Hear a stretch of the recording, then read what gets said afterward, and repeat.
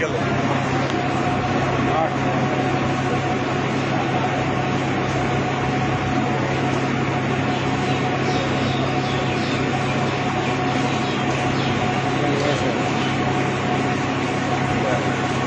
তেরো ঢুকো, তেরো একটা ভেঙে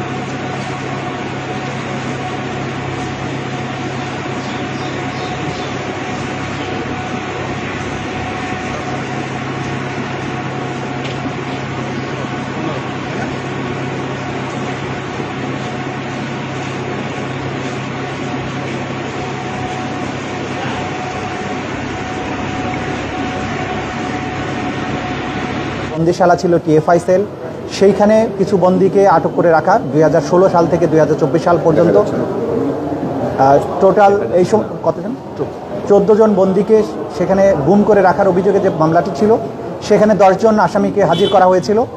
তাদেরকে গ্রেপ্তার দেখিয়ে কারাগারে প্রেরণের নির্দেশ দেওয়া হয়েছে এবং পরবর্তী তারিখ 20 নভেম্বর ধার্য করা হয়েছে। এবং এই মামলায় শেখ হাসিনা সহ জেনারেল তারিক সিদ্দিকী সহ যে সমস্ত আসামি পলাতক আছেন তাদের বিরুদ্ধে পত্রিকায় বিজ্ঞপ্তি দিয়ে হাজির হওয়ার মধ্যে এই পত্রিকায় বিজ্ঞপ্তি দিয়ে তাদের হাজির হওয়ার জন্য বলা হয়েছে। পরবর্তী তারিখ নির্ধারণ করা হয়েছে 20 নভেম্বর।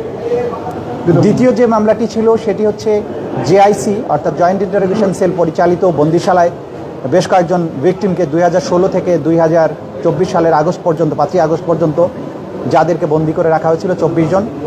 সেই অভিযোগে যে সমস্ত আসামির বিরুদ্ধে মামলা হয়েছিল তাদের মধ্যে 13 জনের বিরুদ্ধে মামলা হয়েছিল, তাদের মধ্যে 3 জনকে আজকে হাজির করা হয়েছিল, বাকি 10 জন পলাতক আছেন।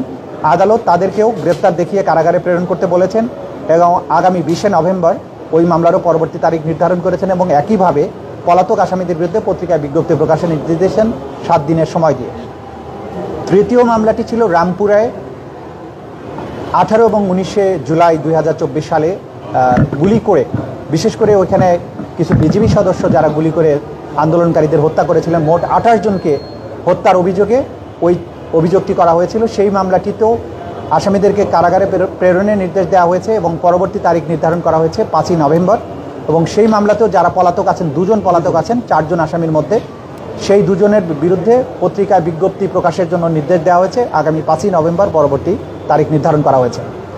আজকে যাদেরকে উপস্থিত করা হয়েছিল তাদেরকে গ্রেপ্তারের ব্যাপারে, বিচারদের সোপর্দ করার ব্যাপারে আইনশৃঙ্খলা রক্ষাকারী বাহিনী যেমন কাজ করেছেন তেমনিভাবে বাংলাদেশের সার্বভৌমত্বের রক্ষক হিসাবে আমরা যাদেরকে মনে করি বাংলাদেশ সেনাবাহিনী, তারা এই আদালতের প্রক্রিয়াকে সাহায্য করেছেন। তারা ঘোষণা দিয়েছিলেন যে ল অব দি ল্যান্ডের প্রতি তারা শ্রদ্ধাশীল থাকবেন, বিচার প্রক্রিয়ার প্রতি তাদের সমস্ত সমর্থন থাকবে। তারা সেই সমর্থন আমাদেরকে দিয়েছেন, আইনশৃঙ্খলা রক্ষাকারী বাহিনীকে দিয়েছেন। এই আসামিদেরকে গ্রেপ্তার করে আদালতে হাজির করার ব্যাপারে তারা সরকারি বাহিনীর মাধ্যমে আমরা জানতে পেরেছি। সুতরাং দেশপ্রেমিক সেনাবাহিনীর ব্যাপারে যে সমস্ত অপপ্রচার যারা করেন তাদেরকে আমরা বলবো অপপ্রচার করবেন না। ল অব দি ল্যান্ড এবং বিচার প্রক্রিয়া একটা রাষ্ট্রের সভ্যতার মাপকাঠি নির্ধারণ করে। একটা রাষ্ট্র কতটা ফাংশনাল আছে সেটা নির্ধারিত হয় সেই রাষ্ট্রের জুডিশিয়ারি কতটা স্মুথলি ফাংশন করে।